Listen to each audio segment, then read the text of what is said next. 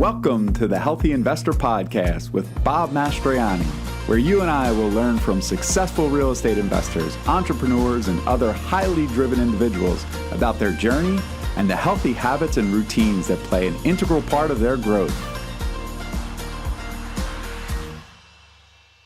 All right, welcome back to the Healthy Investor Podcast. I'm your host, Bob Mastroianni. Today I have with me Christina Kovacs. Christina has been a realtor in Florida since 2010 and a broker owner of the home agency since 2014. Her experience in the real estate industry started when she was 20 years old as a loan officer in the subprime mortgage industry. Apart from the servicing side of real estate, she has been an active real estate investor since 2010. To date, she has flipped or held over $6 million in residential real estate holdings throughout Florida, Vermont, and Connecticut.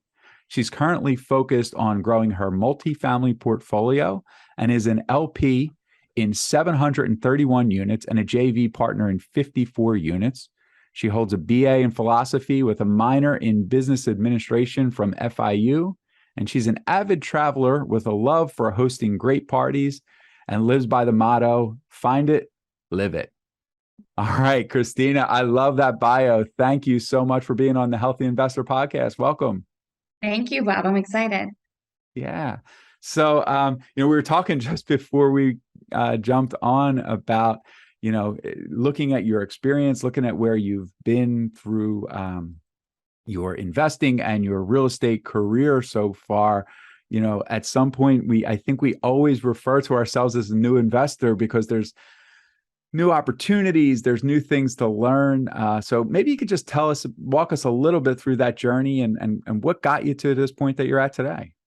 Yeah. So it all started with our first live-in flip. At the time, I didn't know it was a live-in flip. I thought I was buying a house and that was going to be our house, But with the process with that property, it was an auction property and it was a foreclosure, bank owned, and we bought $55,100. It was every penny we had saved, and bought it cash here in Fort Lauderdale. And that property we had to go down to the studs. We even had to take off the roof. Everything had to be redone. So there was a lot of 0% interest rate credit card balances happening, like transfer balance, and juggling those back and forth just to be able to afford that. And that was back in 2009. And that process, learning about the rehab, my dad's really into construction as well. And he taught us how to tile, drywall, lay wood floors, put up cabinets, everything. So he came down, he lives in Vermont. So he actually flew down on 2 separate occasions for that house to teach us at 2 weeks at a time. And then he just got us going, and we get going with after what he taught us. And that whole process, that renovation process we just loved it. It was so much fun. And once we realized that we could possibly sell that property, seeing that where appreciation was going, we wanted to do it again. So that's exactly what we did. We did a couple live-in flips, and that's what got the process started initially. Wow. So that's exciting. I've done a few flips that I did all of the work by myself, similar to what you did. And sometimes that's how we learn some things, right? Yeah. And then sometimes we learn what we want to delegate. But I've never experienced it from a live-in perspective. So I'm guessing there were definitely some issues that came along and some fun things to try and work through when you're living in the house that you're also renovating the whole time. Yes, you're feeling very homeless, even though you do have a roof over your head. And did you ever feel like you were never away from the project? Oh, yes, absolutely. It was daunting, and it's like, when is this going to be finished? Because you feel like it's never ending.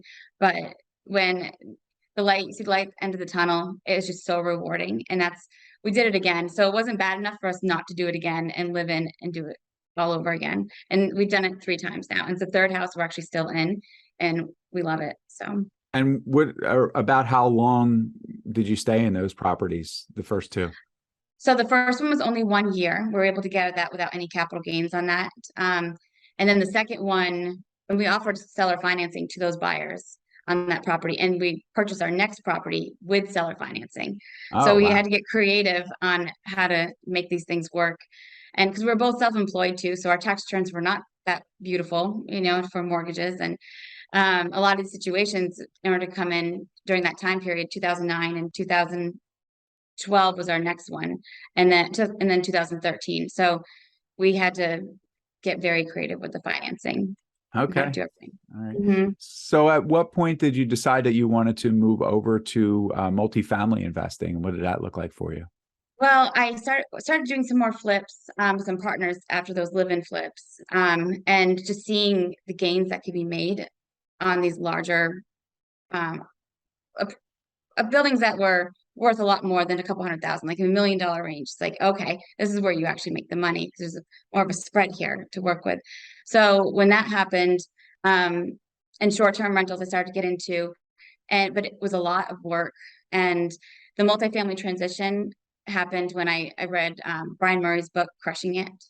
Have you read that book? No, I have not. Yeah. No. It's really good. So it really shows just his process from start to where he is now. And it's very, very motivating and inspiring to read that book. So it's like, this is where I need to go. I see it's scalable. It's a business that is more stable too. It's the ebbs and flows aren't as extreme, like trying to find the next flip in the pipeline or having multiple short-term rentals that you're juggling, etc. So that's when I decided to get into multifamily. But I was pretty ignorant about how to actually get into it. It took me a while to finally realize I had to join a coaching program and network more. Yeah. So I see from your bio that you're in some JV opportunities, and then also you have LP position. I guess that's a syndication opportunity, right?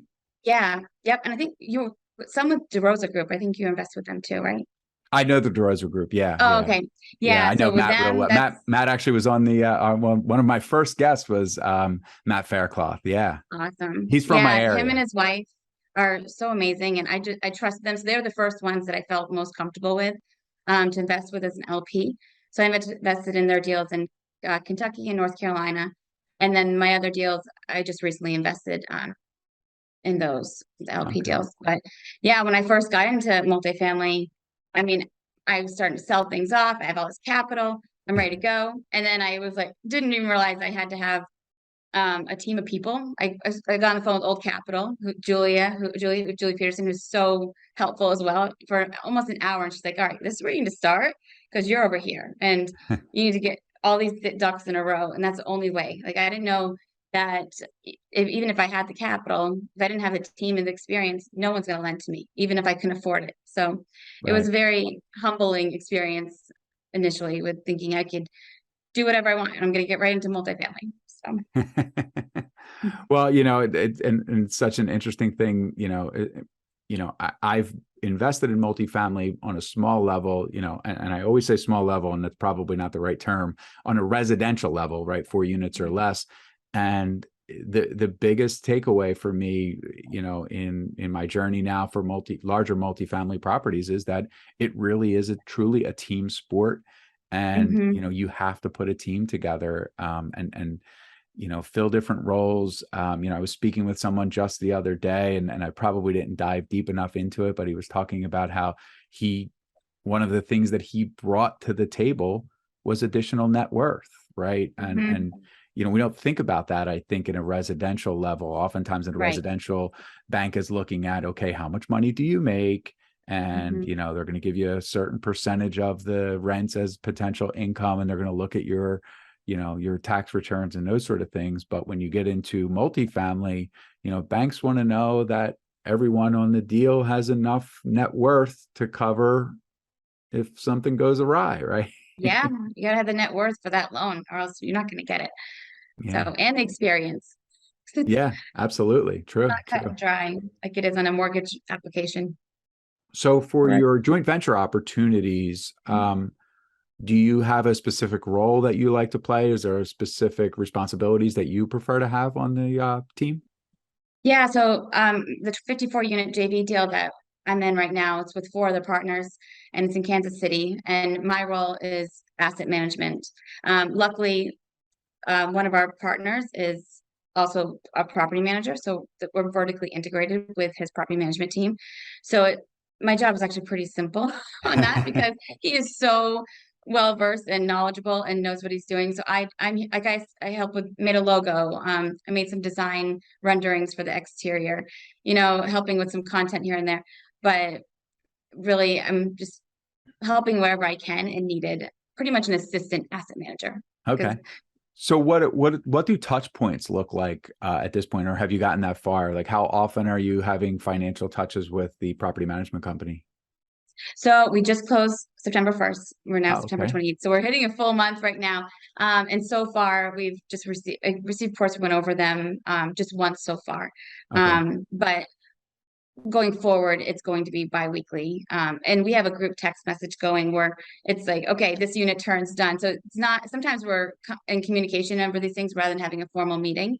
And it's a very relaxed, friendly, family type atmosphere, honestly. So we're on the pulse constantly, it seems like. So the formal meeting, we all met just recently in Kansas City. So that was our first formal meeting. And Okay. then going forward. So it's still working, ironing out because the Andy Mullins, who is and Dow Mullins, they're one of our partners in Kansas City.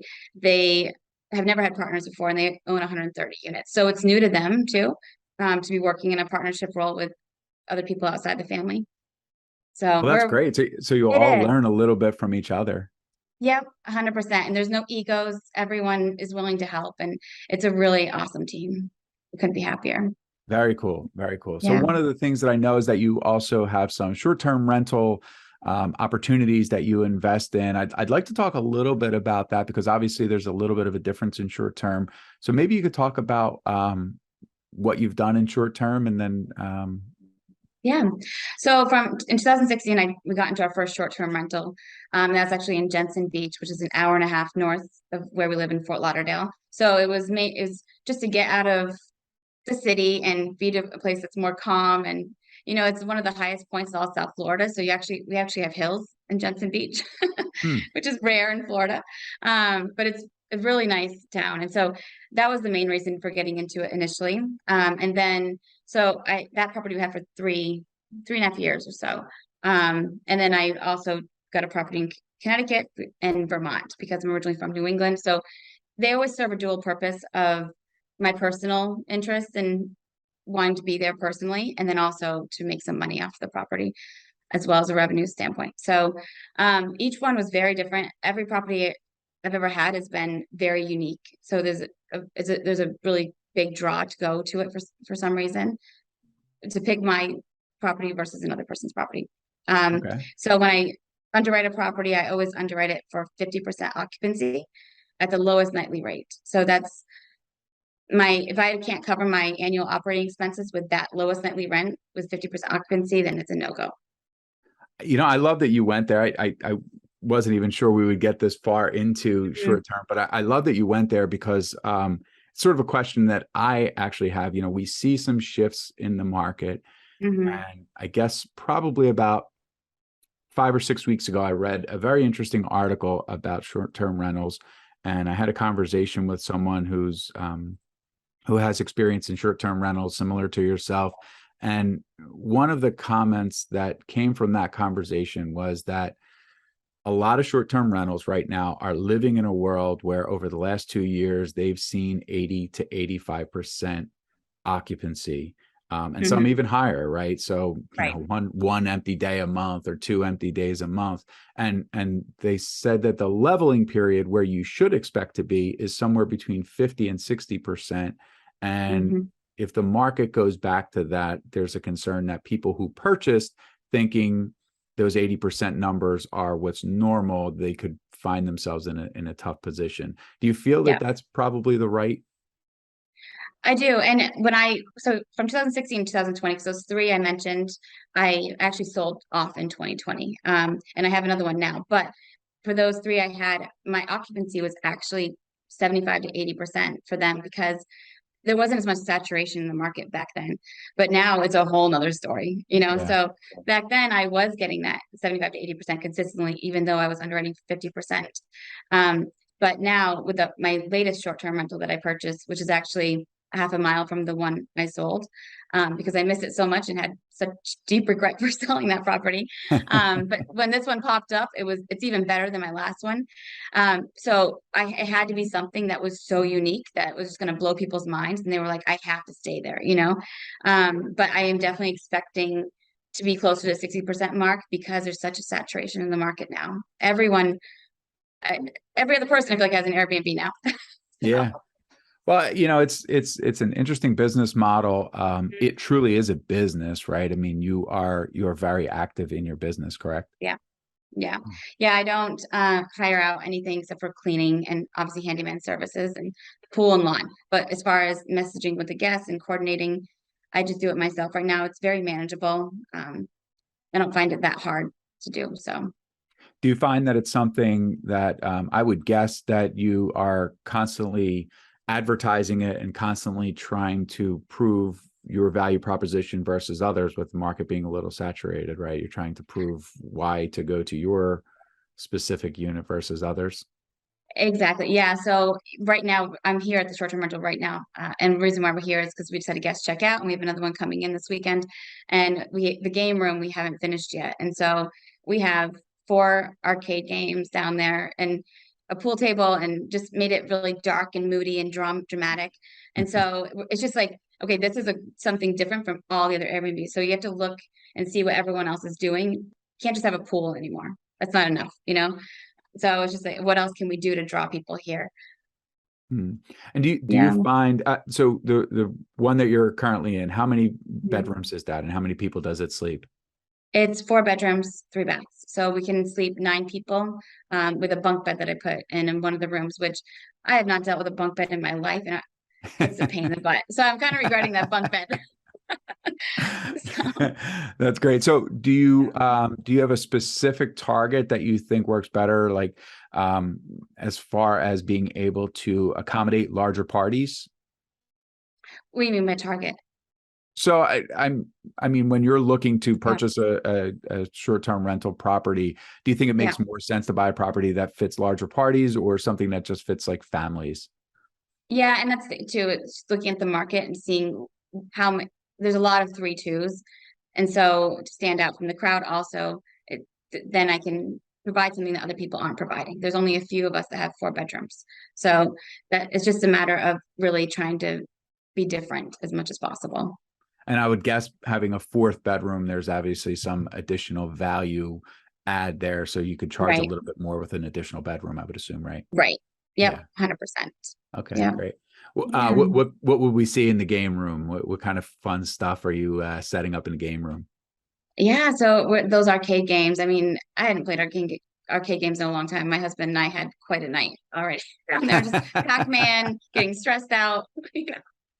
But that with the pool table, and we're gonna keep adding things. But we have a little mini bar in there, and it leads right out to the pool, so it's a full area where people can just enjoy and hang out. That's great. So, Yeah. not this past Christmas, the Christmas before, Santa brought my daughter a Pac-Man machine, and I can tell you Hmm. that the adults have had more fun with it than the children. It's crazy. Yeah. Yeah, it's nostalgic almost, you know. So It is, yeah, and every once in a while she beats my high score, and I have to kind of go back there and yeah, that's jump back awesome. on and get my name back up top. Yeah, you get a sweat going. You're like, That's great. So, I'd like to move over to the next segment where, you know, yeah. this is the Healthy Investor Podcast. So, I like to talk to successful people, investors, entrepreneurs about some of the healthy habits that you incorporate into your life that you feel have helped you. Yeah, for me to get everything going, it's a good cardio, sweat it out. And for me, it's mostly Peloton. Okay. I'm the Peloton person on there, and they're coming out with a row, and I can't be more excited. So that's coming in December. But I just I love that. I love music. I put extra speakers, and it's like a concert in my workout room. So that's my major thing for just freeing my brain and letting go and coming back feeling refreshed. And then otherwise, just for mental health, also just time alone with my husband and doing nothing and just sitting there and talking and being outside is just that is it's like we try to be on vacation, even though we're not. We're home, but it's like, no, let's not be on the phone. Let's just hang out and pretend we're on vacation. And I it's like that. I like that. awesome. It's so Yeah. important to spend that time together. I think one of the things that um, positively affected our home life from the pandemic is that my wife started working from home. I've been working from home for about 6 years now, mostly. And we often in the morning before our daughter wakes up, we often just have time when it's just the two of us sitting there talking. Hmm. And Yeah. that time is very valuable to us. It's something that, it's Yeah. something that we really enjoy. And sometimes, we have things stuck in our head that you kind of need to talk to somebody about, and being Hmm. able to do that is important. Yeah. So you're part of the Peloton crew. I've not Yeah. joined the Peloton crew yet. I've been heavily recruited on a couple different occasions to join the Hmm. Peloton crew, and I can absolutely see the value in it. Have you had any specific achievements? I know they have specific achievements as you go along the way.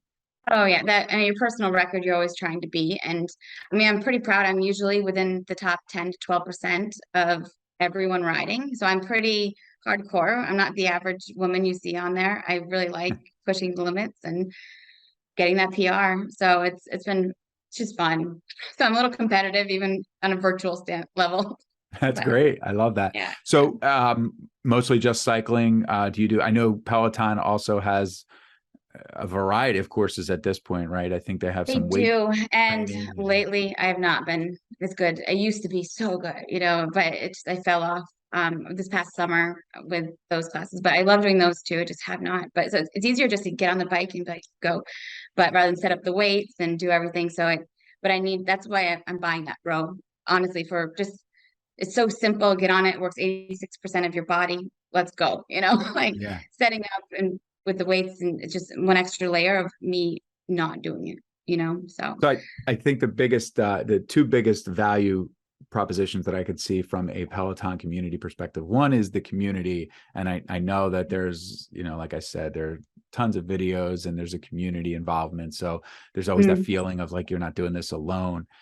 The other is as an athlete who trains for triathlons, I can tell you, at least in the area that I live in, I absolutely do not like riding my bike outside. It just never so feels dangerous. safe. There's Yeah. cars flying by all the time. And, Hmm. unfortunately, I know of people who have been in accidents. And so to be able to do that sort of in one location and, you know, get a good amount of burn going and Right. all that is a good value proposition too. Yeah.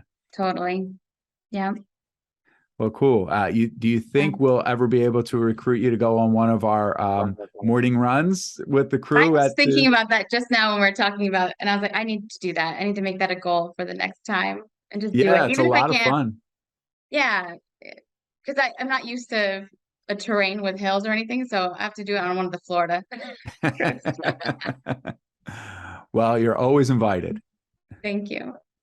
So I want to move into our final segment where I ask the same three questions of every guest. And for you, what is your definition of success? So there's always the freedom of time and you'll do what you want, but ultimately the big goal is to be able to help my family and when they're aging and be put into a proper home or have proper care in home. There is nothing more in this world than I want them to be comfortable at the end of their life, both his parents and mine. And it's just such a tragic situation what happens in some of these state nursing homes, and I don't want that. So I want to be able to just afford that care, which is extremely expensive. So, and I don't want to have to think about it. That is such a great goal. I really love that. And that sort of resonates with me. I'm not sure if I ever told you this, but we actually have a home with an in-law suite. My mother lives with us. But she has sort of her own separate apartment. So she has her own facilities, she has Yeah, her own kitchen, that's bathrooms, awesome. bedrooms, laundry Mhm. room, driveway, like all of her own stuff. But Yeah, we're able to kind of help. And, for the better part of 2 years, towards the end of her life, we were able to bring my grandmother here and have her stay wow. with us. And it was really a humbling experience knowing that we were able to provide that value for her. You know, my Yeah. grandmother, actually for a long period of time when I was young, I actually lived in my grandmother's house. So to be able to sort of give back to her. So kudos to Yeah. you. I have a lot of respect for that goal, and it sort of touches home with me because I live that also, and that's very Yeah. cool. Yeah. It comes full circle, right? Absolutely. Mhm. So second question, for someone who's new to investing or even learning to focus on their goals and their path to success, could you give a good book recommendation? So in addition, so going to multifamily, definitely crushing it with Brian Murray. But just in general, for grit and tenacity, which I think this business takes a lot of, even in residential, Shoe Dog, Phil Knight. It's a guy who has ultimate grit, and he did not give up. So, and look where Nike is now. So just, it was a really inspiring book. That's another book that I've heard of and I have Yeah. not read. So I'm going to add that one to my list because you're not the Awesome. first person who told me I should read that. Yeah. Yeah. It's one I give to my little brothers, and just like, you got to read this, dude. So, yeah. So before we get to the final question, I want to thank you for coming on. I really appreciate it. Um, I know you're in Florida and there's a hurricane sort of heading that way. So obviously, please be safe. Um, how can we support you? How can people reach out to you and if they wanted to? Yeah, ChristinaKovacs.com is my website. It's pretty much just like a brochure about myself. Nothing fancy, but there's Calendly link on there, so we can book a call and talk sometime. So this whole business is about networking. So the more people I meet and can add value to, the better. Definitely don't hesitate to reach out. Well, excellent. And I Mhm. know that you try to do a lot of networking. We belong to the same mentoring group, and you do a really good job at that. Everyone knows who Christina is, so that's Oh, and in a thanks. positive way. So that's a great thing. Right. The extra part was important. So, final question: if you could think back with me to a young Christina, we're thinking Mhm. about ages 10 to 12 years old, sort of knowing what you've learned so far on your journey, what are three pieces of advice that you would give to that young Christina or to any preteen child to help guide them towards success? I'd say to stay curious, constantly be curious, surround yourself with people that inspire you, get in those rooms, like, just, you know, just don't follow the crowd, stand out a little bit, and it actually will help you rather than hurt you. So that's one of them. Another one would be to just know there's always a way, and just you to be creative, and you're going to find that way. So just to find the way to yes somehow, some Mm, way, don't give up on that. And last, I forgot who said it, but if you think you can or can't, you're right. So it's the mindset to keep going, and you can do whatever you want to do. You really can. So, but it's about being a little different too. You can't just keep going with the crowd. So I like that. So, be curious is a very good one. I think that was Henry Ford who said, if you think yeah, you you're right. can, or if you think you can't, you're probably right. Excellent Yep. quote. Excellent quote. I've recently used that with our cross country team. So we have some young cross country athletes, and we're talking to them about, when the season first started, there were a couple newer athletes who were like, oh, I'm not sure I can run a mile and a half. I don't know if I can Hmm. do it. And then after the first time they did it, I said, I don't ever want to hear you say that again now. Now that you did, you can. And all we say is I can, right? So, and it's so true. You could Absolutely. talk yourself out of things, right? Yeah. And it's even with my quarterly goals, your vision that you have, those things do happen. You are manifesting these things. So it's just keeping that positive attitude and knowing you can get these things done. So, Well, great. Well, yeah. thank you so much for coming on. Check her out, ChristinaKovacs.com. I really appreciate you. I think we're going to be seeing each other soon because I'm going to be in Florida in November and in December. So I think we'll see each other at Yep. Multifamily Mastery 5. Looking forward to that. Me too. I'm really looking forward to it. This is going to be even better than last year because now I know so many more people too. So I'm really excited for Yeah, for MM5. me, I walked into a room of 1,000 real estate investors and I didn't know one of them last year. So Exactly. Same. I was like, great. this is gonna be So yeah, totally different now. so yeah, definitely check her out, ChristinaKovacs.com. Thank you so much for everyone who's listening today. Thank you for coming on, Christina, and make it a great day. Thanks so much for joining me on the Healthy Investor Podcast. Check out the show notes for more information about connecting with our guest. If you enjoyed what you heard today, please head on over to iTunes and leave a positive rating and review. It would mean the world to me. I'm grateful for your support, and I wish you an abundance of success on your journey to healthy investments and a healthy life.